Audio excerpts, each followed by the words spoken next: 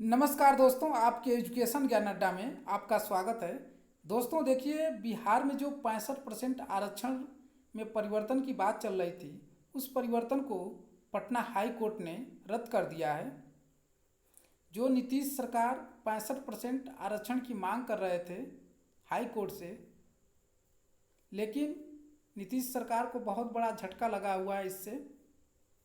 वह चाहते थे कि अगर 65% आरक्षण कर दिया जाए तो वहाँ पे जो नीचे वर्ग के लोग हैं उसमें थोड़ा सा परिवर्तन हो जाएगा, लेकिन यह मसौदा असफल रहा। देखिए इसमें क्या है कि भर्तियों पे इस पे प्रभाव क्या पड़ेगा। फिर पटना हाई कोर्ट के वकीलों के आरक्षण पे जजमेंट क्या कहे हैं, तो आप हमारी वीडियो को शुरू से लास्ट तक बने रहें, जो हम आपको एक एक बताएंगे अभी। देखिए दोस्तों, एक बात और है कि इसके पहले महाराष्ट्र में भी 65% की आरक्षण की मांग हो रही थी, लेकिन वो भी खारिज कर दिया गया है। लेकिन आपको तमिलनाडु में 69% आरक्षण अभी लागू है। देखिए हम आपको दिखाते हैं, आज का ही ये न्यूज है। बिहार में नीतीश सरकार को बड़ा झटका, 65% आरक्षण को पटना हाई कोर्ट ने किया रद्द।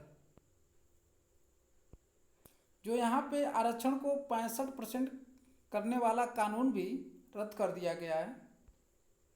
देखिए यहाँ पे है आपकी बात। और ये जो आरक्षण की बात थी, ये जाति आधारित जनगणना के आधार पे किया गया था। देखिए आज का डेट भी है 20 जून 2024।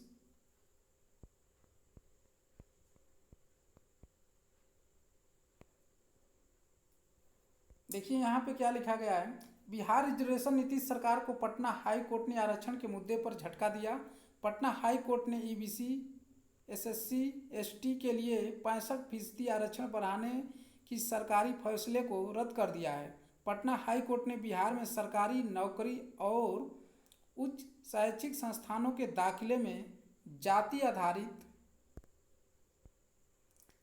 आधारित आरक्षण बढ़ाकर 65% करने वाले कानून को रद्द कर दिया है। मुख्यमंत्री नीतीश कुमार के नेतृत्व में महागठबंधन सरकार ने जाति आधारित सर्वे की रिपोर्ट के आधार पर ओबीसी, ईबीसी, दलित और आदिवासियों का आरक्षण बढ़ाकर 65% कर दिया था। ये आपको 11 मार्च में किया गया था आपका, तब तक चल रहा था। आर्थिक रूप से पिछड़े वर्ग को मिलने वाले 10% आरक्षण को मिलाकर बिहार में नौकरी और दाखिले का कोटा बढ़कर 75% तक पहुंच गया था। जबकि आपको इंदिरा साहनी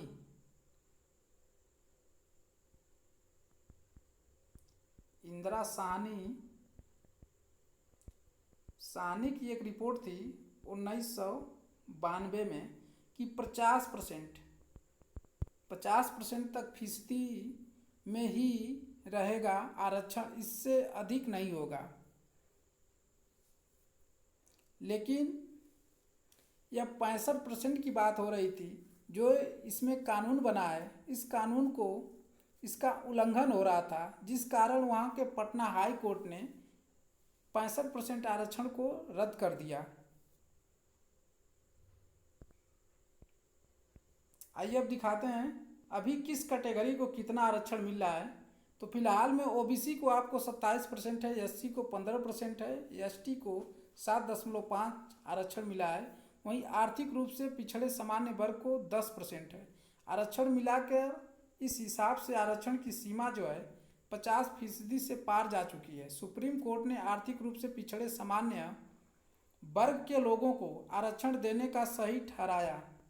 सुप्रीम कोर्ट ने कहा कि इसे संविधान के मूल ढांचे को नुकसान पहुंचता है। अगर वो 50% से 65% करते हैं तो संविधान के मूल ढांचे को नुकसान पहुंचेगा। जो आपका समानता का जो है 14, 15, 18 तक है, उसमें ये परिवर्तन करने पे संविधान के मूल ढांचे में परिवर्तन हो जाएगा। आइए एक रिपोर्ट हम दिखाते हैं आपको और सुनाते भी हैं कि पटना हाई के कोर्ट के वकीलों के जजमेंट में अपने क्या कहे हैं। ये संवैधानिक दृष्टिकोण से गलत है और इनको उन्होंने सेटिसाइड किया। मुख्य न्यायाधीश की बेंच ने यही फैसला सुनाया कि जो दो नए कानून है वो संविधान सम्मत नहीं है, आर्टिकल 14-16 को वायलेट करती है और वो जो 50% सीलिंग लिमिट है जो सुप्रीम कोर्ट ने तय किया था उसको भी वायलेट करती है। नीतीश सरकार को पटना हाईकोर्ट ने आरक्षण के मुद्दे पर झटका दिया है। पटना हाईकोर्ट ने ईबीसी, एससी और एसटी के लिए 65% आरक्षण बढ़ाने के सरकारी फैसले को रद्द कर दिया है। राज्य सरकार ने संवैधानिक नियमों को तोड़ मरोड़ करके 49.5 से बढ़ा के 65% कर दिया था शिक्षण संस्थानों में नामांकन में और पद सरकारी सेवाओं में के लिए। उसको इस पर बहस हुआ था, इसको आज जजमेंट रिजर्व किया गया था। आज जजमेंट पर था केस। जजमेंट में ऑनरेबल डिवीजन बेंच जिसको अध्यक्षता कर रहे थे ऑनरेबल चीफ जस्टिस के विनोद चंद्रन जी और हरीश कुमार सर थे उसमें। उनका ये हुआ कि भाई ये दोनों नोटिफिकेशन ये संवैधानिक दृष्टिकोण से गलत है और इनको उन्होंने सेटिसाइड किया ये कहते हुए कि ये दोनों नोटिफिकेशन आर्टिकल 14, 15 और 21 के अगेंस्ट है। तो जो क्या जो पहले का नियम है जो आरक्षण बिल को लागू रहेगा? जी, पहले का नियम वही रहेगा बिकॉज 1992 में इंदिरा साहनी के केस में कहा गया था कि भाई आरक्षण 50% से एवं नहीं जाएगा और उसी के आधार पर अब तक वो चला आ रहा था। फिर रिसेंटली 2021 में मराठा आरक्षण के केस में सुप्रीम कोर्ट ने फुल स्टॉप लगा दिया था कि कोई भी राज्य सरकार 50% के ऊपर कोई आरक्षण देगी नहीं। उसके बाद भी कास्ट बेस्ड सर्वे के आधार पर 65% कर दिया गया था बिहार सरकार के द्वारा, जिसको गलत पाते हुए कोर्ट ने इस चीज को सेटिसाइड कर दिया। जो राज्य सरकार ने नई 2 कानून लाई थी शिक्षण संस्थानों और रोजगार संस्थानों में 49.5% जो आरक्षण सीमा थी राज्य में पहले उसको बढ़ाकर 65% की गई। तो हमने इसको चैलेंज किया था पटना हाई कोर्ट में ये कहते हुए कि ये संविधान सम्मत नहीं है, आर्टिकल 14-16 को वायलेट करती है और जो सुप्रीम कोर्ट के संवैधानिक बेंच इंदिरा साहनी के केस में जो 9 जजेज की बेंच ने ये एक फैसला सुनाई थी कि 50% के सीमा निर्धारित जो आरक्षण का है वो कोई भी राज्य सरकार कभी भी वायलेट नहीं कर सकती है।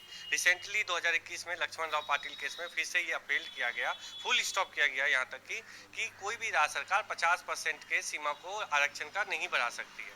उसके बावजूद भी राज्य सरकार ने 2 नए कानून लाया, आरक्षण की सीमा बढ़ाई, जिसको हमने चैलेंज किया और यही ग्राउंड लिया कि आर्टिकल 14-16 का वायलेट करती है और 50% जो सीलिंग लिमिट सुप्रीम कोर्ट ने फिक्स किया था उसको भी ब्रीच कर रहा है।